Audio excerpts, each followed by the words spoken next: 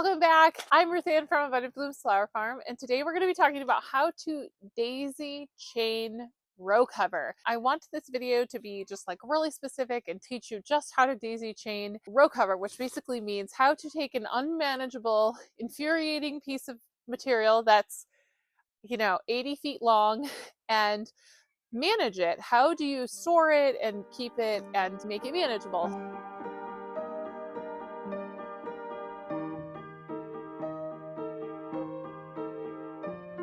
So I'm going into my 7th year of flower farming. I sell almost exclusively to florists, and I teach flower farmers through my online educational resources and through a membership, which I am starting very soon. And if you're interested in that, there is a link in the description below to sign up for the wait list.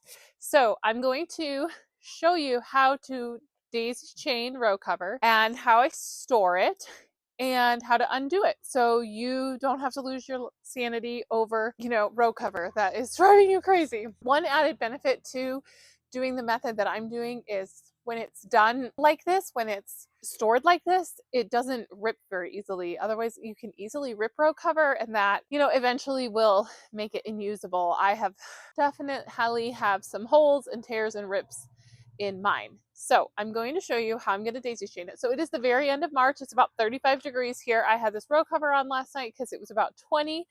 And yeah, so we're still using row cover pretty heavily at this time of year. I'm going to show you how I take this off.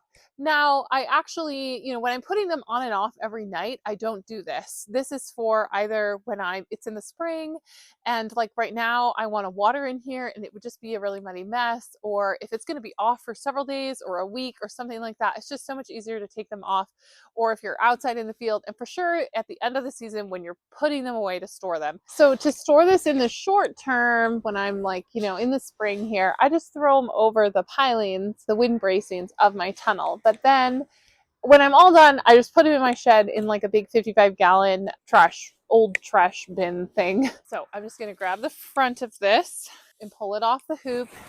So you're going to have a tail with like a couple feet here. So you don't want to start right on the end. And what I do is I just like make a loop, however you want to do that. And then I always have to figure it out. I'm always like, wait, what? So you want to be pulling this long tail, not your short tail. So like I made a loop and then I just make like another little loop, I guess, like another twist. And now I'm grabbing this long tail and I'm going to pull it through my loop that I made. So if you're familiar with crocheting, you're literally making a chain stitch out of your row cover, obviously on a really big scale. Okay, so now I've got my, that's my tail. That's not what I'm working on. I'm going for my big long cover here.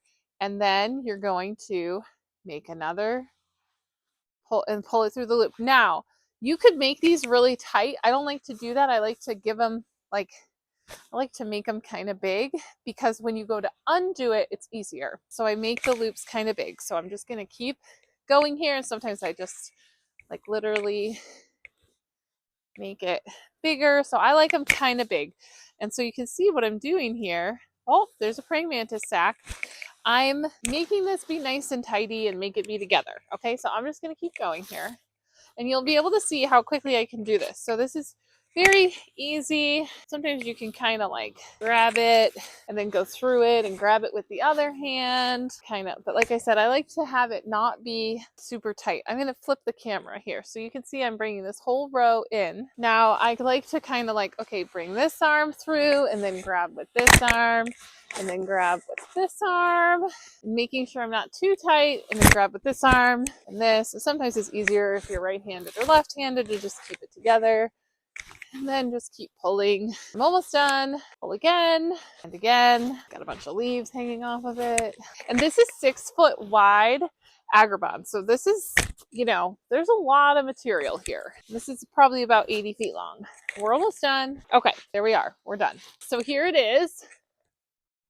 I can very easily, carry this in one arm and keep it off the ground and that kind of stuff. The next question is how to undo it, okay?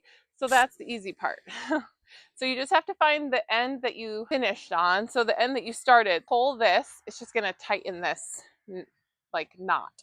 So you don't want to go with this end. And as long as you start at this end and you just pull it undone, it's very easy. I usually have like a kid pulling one end, and we see how quickly we can just undo it, and the whole thing just comes undone in a nice long row, and it's really simple and put together and easy. And my kids actually really like, I have certain kids that really like daisy chaining and undoing the daisy chains, so they're happy to come out here and help me undo them and do them.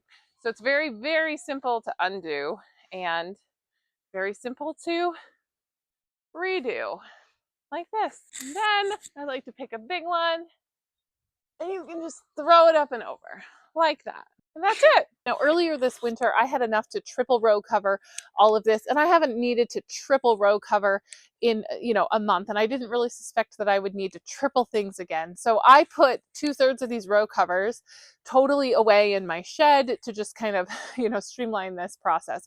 And then now when I don't need them, because I probably will still need them because it's Michigan. And so I just store them kind of like that. And so I will take this and throw it over the pilings. So I hope that helps you. I saw this somewhere a long time ago from a flower farmer. And so I hope it helps you on your farm not lose your sanity dealing with row cover.